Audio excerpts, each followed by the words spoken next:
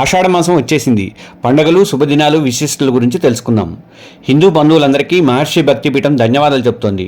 మన ఛానల్ని ఇంకెవరైనా సబ్స్క్రైబ్ చేసుకోకపోతే ఈ వీడియో కింద ఉన్న సబ్స్క్రైబ్ బటన్ని క్లిక్ చేయండి. అలాగే బెల్ ఐకాన్ కూడా ప్రెస్ చేయండి. ఆషాఢ మాసం అనేది తెలంగాణ, ఆంధ్రప్రదేశ్లో పాటించే సాంప్రదాయ హిందూ తెలుగు క్యాలెండర్లో 4వ నెల. ఆషాఢ మాసం ఎప్పుడు ప్రారంభమవుతుంది? 2025 జూన్ 26న ఆషాఢ శుద్ధ పాడ్యమి నాడు ఆషాఢ మాసం ప్రారంభమవుతుంది. ముగింపు ఎప్పుడు అంటే 2025 జూలై 24 అమావాస్యతో అది సమాప్తమవుతుంది. ఆషాఢ మాసం యొక్క విశిష్టత ఏంటి?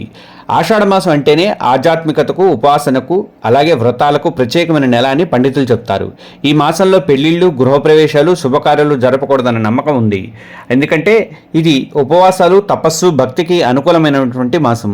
అయితే ఈ మాసంలో కొన్ని పవిత్ర రోజుల్లో గురు పూర్ణిమ, చాతుర్మాస వ్రతం ప్రారంభం, శేని ఏకాదశి, ప్రసిద్ధ బోనాలు పండుగ ఈ ఆషాఢ మాసంలోనే ఆదివారాల్లో జరుగుతుంటాయి.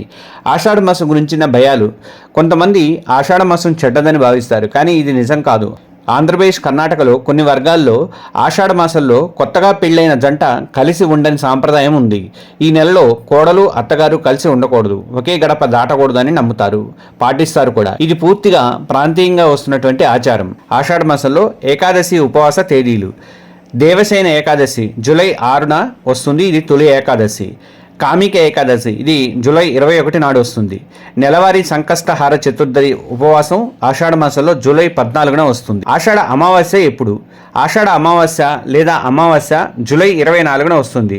ఆ రోజు తెల్లవారుజామున 2 గంటలకు ప్రారంభమై జూలై 25న తెల్లవారుజామున 12:36 ముగుస్తుంది. తెలుగు ఆషాఢ మాసంలో ముఖ్యమైన పండుగలు, శుభదినాలు ఏంటో చూద్దాము.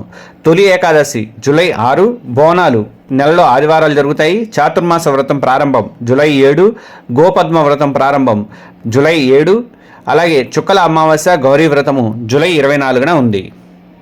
ఆషాఢ మాసంలో చేసే ముఖ్యమైన వ్రతాలు ఏంటంటే ఆషాఢ లక్ష్మీ వ్రతం. ప్రతి శుక్రవారం లక్ష్మీదేవికి పూజలు చేస్తారు. శుక్రవారం వరమహాలక్ష్మి వ్రతాలు కూడా ఉంటాయి. కొన్ని ప్రాంతాల్లో ఇప్పటి నుంచే వరమహాలక్ష్మి వ్రతాలు ప్రారంభమవుతాయి. చాతుర్మాసం ప్రారంభం విష్ణు పర్వతాల మీద విశ్రాంతి తీసుకునే సమయం. ఏ శుభకార్యాలు చేయకూడదు. ఆషాఢ మాసంలో పెళ్లిళ్ళు చేయకూడదు, గృహప్రవేశాలు చేయకూడదు, వాహనాల కొనుగోలు చేయకూడదు, భూమి పూజలు ఉండవు. ఇవి ఈ మాసాంతం వరకు వాయిదా వేయడం మంచిది. ఆషాఢ మాసం ఎందుకు పవిత్రం? ఇది వర్షాకాలం ప్రారంభం, ప్రకృతి పరంగా మార్పు జరిగే సమయం. యోగులు, పండితులు ఈ సమయంలోనే ధ్యానం, ఉపవాసాలు చేయడం ద్వారా శరీరం, మనస్సు శుభ్రం చేసుకునే సమయం అంటారు. అందుకే దీన్ని తపస్సు మాసం అని కూడా పిలుస్తారు. ఆషాఢ మాసం అంటే శుభకార్యాలకు కాదు, కానీ శ్రద్ధ, భక్తి, తపస్సుకు మహాసమయము. ఈ మాసంలో నిత్యం సత్యాన్వేషణ, జపాలు, వ్రతాలు చేస్తే ఆరోగ్యంగా, ఆధ్యాత్మికంగా ఎదగవచ్చు. ఈ ఆషాఢ మాసంలో వచ్చే పవిత్ర దినాలు, వాటి ప్రాముఖ్యతను నెక్స్ట్ వీడియోలో తెలుసుకుందాం. మన మహర్షి భక్తిపీఠం ఛానల్ని ప్రతి ఒక్కరూ సబ్స్క్రైబ్ చేసుకోండి, బెల్ ఐకాన్ని ప్రెస్ చేయండి. సర్వే జనా సుఖినో భవంతు. ధన్యవాదాలు.